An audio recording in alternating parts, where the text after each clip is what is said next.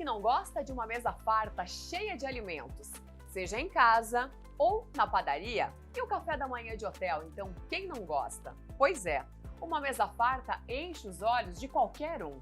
E felizmente para nós brasileiros, por aqui existe uma quantidade enorme de alimentos disponíveis. Só que para que esse produto seja produzido e chegue até a sua casa, o trabalho é árduo. São centenas de profissionais envolvidos nos mais diferentes processos. E é isso que você vai ver a partir de agora em mais um episódio da terceira temporada da série Agronomia Sustentável. Tá servido?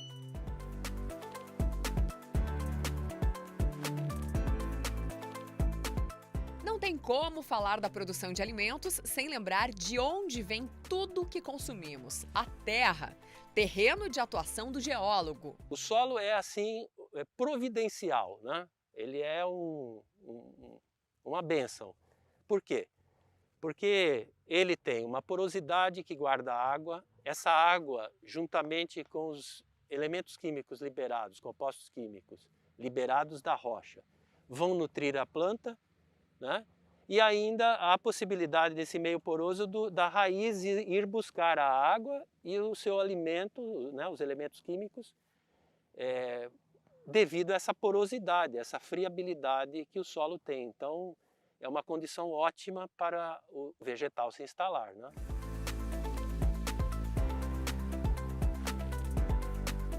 O solo brasileiro é formado a partir de 3 estruturas geológicas. Mas o que será que determina se o solo é bom ou não para produzir alimentos? A questão do tempo, a questão do clima, a questão do relevo, a questão da própria rocha e da água, né? A rocha não é somente aquele chão que a gente pisa. Essa área do conhecimento geológico que estuda o solo chama-se pedologia.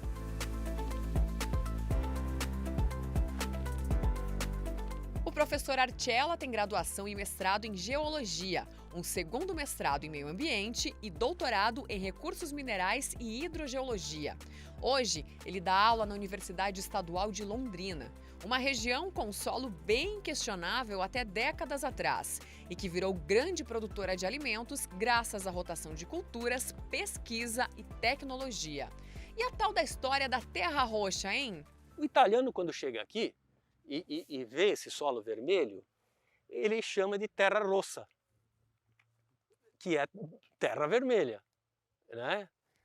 E o solo ficou conhecido como terra rossa, né? E com o tempo foi se chamando de terra roxa, ou seja, ninguém vê solo roxo, não existe solo roxo, né? E hoje a nova nomenclatura de solos já classifica como solo vermelho. Nem é preciso falar da função do engenheiro agrônomo nessa nobre missão de alimentar o mundo. Só no Brasil são mais de 120 mil profissionais. A questão da produção de alimentos, da qualidade dos alimentos, da segurança alimentar é inerente ao papel do engenheiro agrônomo, né? Da formação agronômica, o engenheiro agrônomo é um profissional que é constituído justamente para a produção de alimentos. Mas, além do abastecimento, que é fundamental, também a qualidade dos alimentos, né? As pessoas querem ter a segurança de que estão consumindo alimentos de qualidade, saudáveis, né? E o papel do engenheiro agrônomo é fundamental também nesses processos. A rastreabilidade é a segurança do consumidor sobre a origem do alimento, né? E se tem rastreabilidade, tem um engenheiro agrônomo acompanhando o processo produtivo, isso é fato.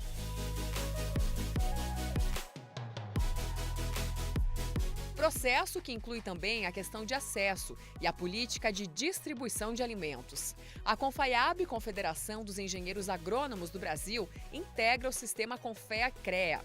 O Conselho Federal de Engenharia e Agronomia é responsável por garantir que o trabalho esteja sendo realizado por profissionais habilitados, em defesa de interesses coletivos. O Conselho Federal de Engenharia e Agronomia e os Conselhos Regionais de Engenharia e Agronomia têm um papel primordial de fiscalizar o exercício profissional.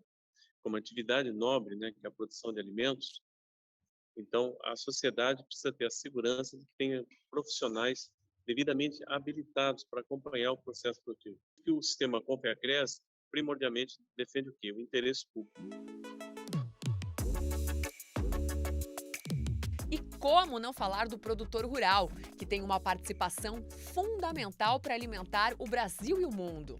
É gratificante saber que a gente participa do processo, né? E participa do processo sempre obedecendo os princípios das práticas adequadas, independente de que venha a legislação. A gente sempre tem o cuidado, tanto com segurança do trabalhador, tanto com produtos que a gente usa. Mais do que a lucratividade é a satisfação.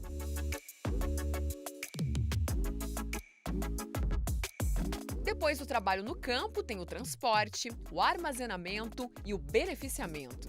É na indústria que a matéria-prima vira alimento de verdade. Aqui nessa cooperativa paranaense, o carro-chefe é o óleo de soja.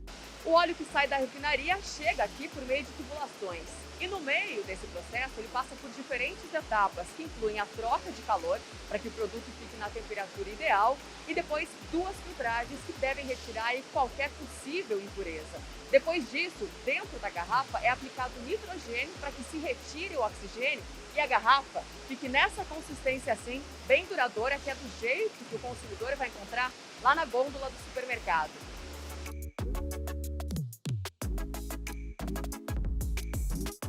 Quem cuida das etapas dentro da indústria é o engenheiro de produção, profissão do Davi. Ele atua para deixar os processos internos mais sustentáveis, fazendo a diferença no caixa da empresa, no bolso do consumidor e no meio ambiente. O engenheiro de produção ele consegue atuar com projetos visando a otimização, redução de desperdícios, redução de custos.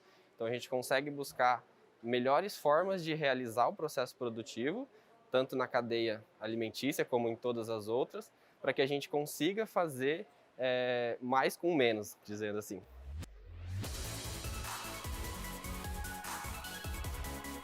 Depois do intervalo, você vai ver o processo para transformar trigo em farinha e vai conhecer também uma padaria experimental. Não saia daí!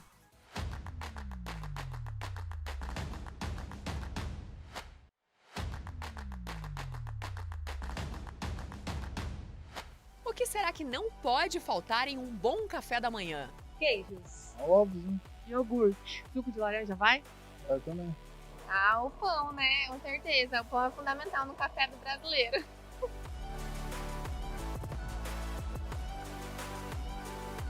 Ah, o pãozinho! Então vamos lá! Depois de pesquisar pela melhor semente em laboratório, preparar o solo, plantar, fazer o manejo do campo, colher, armazenar o produto e transportar o trigo, chega finalmente o momento da transformação. Aqui nesse moinho, em uma cooperativa sediada em Campo Mourão, no Paraná, nós conhecemos o Romão. Engenheiro químico, ele atua diretamente nessa alquimia. Recebemos esse trigo aqui no moinho, fazemos a classificação dele, respeitando todas as boas práticas de fabricação, nós colocamos esse trigo para dentro do nosso silo de recebimento. De acordo com o que a área comercial está vendendo, para atender os clientes, a gente vai e busca essa matéria-prima sempre para poder atender todos os padrões dos nossos produtos internamente ou os padrões dos clientes. Então nós temos que ter um cuidado muito grande com toda essa questão da originação da matéria-prima, das boas práticas de fabricação, para que a gente possa entregar sempre um alimento seguro lá na mesa do consumidor. Essa bag de farinha gigante que você está vendo aqui, que é bem maior que eu, tem 1.250 quilos do produto. E isso pode render até 22 mil pãezinhos ou 2.500 pacotes de massa de 500 gramas. E é para isso que esse produto aqui vai ser destinado.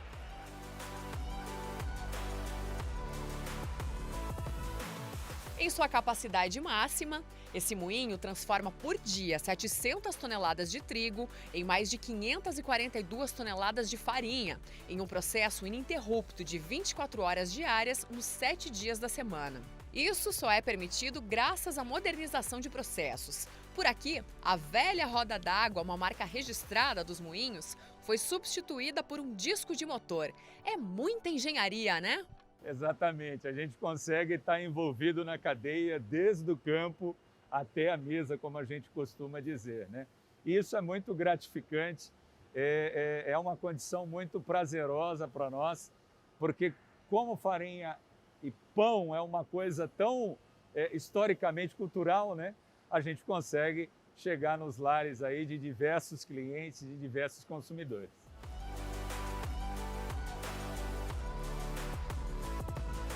E para saber se a farinha deu boa, ela vai para um laboratório, processo acompanhado por um engenheiro de alimentos. Nesse laboratório, nós analisamos um total de 12 diferentes análises que envolvem força, toda a questão que abrange a reologia do trigo em si.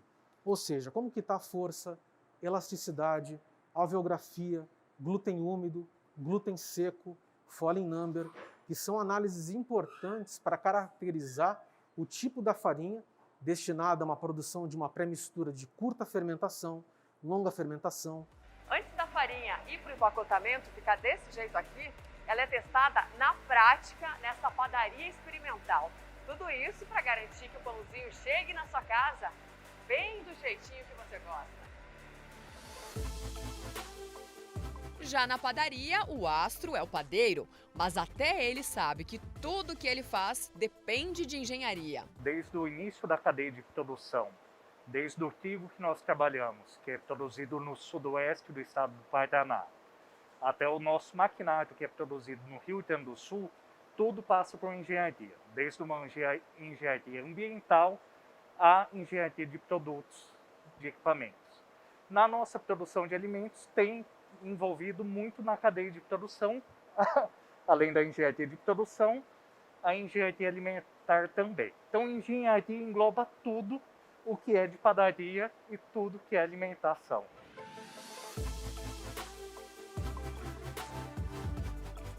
E se faltar o produto? No caso do trigo, por exemplo, o nosso país ainda não é autossuficiente na produção. E é aí que entra em ação o engenheiro naval e outros engenheiros para trazer a matéria-prima de fora do país. Mas é importante lembrar que hoje o Brasil exporta muito mais do que importa quando o assunto é alimento. Segundo a Organização das Nações Unidas para a Alimentação e Agricultura, a FAO, o Brasil já é hoje o terceiro maior produtor de alimentos do mundo e o segundo maior exportador global. Somos o maior exportador mundial de soja, carne bovina, carne de frango, açúcar, café e suco de laranja. E quem mais agradece por toda essa fartura de alimentos é a nossa saúde. Quanto maior a variedade de alimentos que nós colocamos no prato, eu consigo ter uma gama maior de nutrientes. Então eu vou ter vitaminas, minerais, antioxidantes, anti-inflamatórios, compostos bioativos, fibras. Preciso de ter essa gama diferente de alimentos e que o Brasil é rico nisso e a gente tem que aproveitar. O nosso acesso realmente é mais fácil do que em outros países.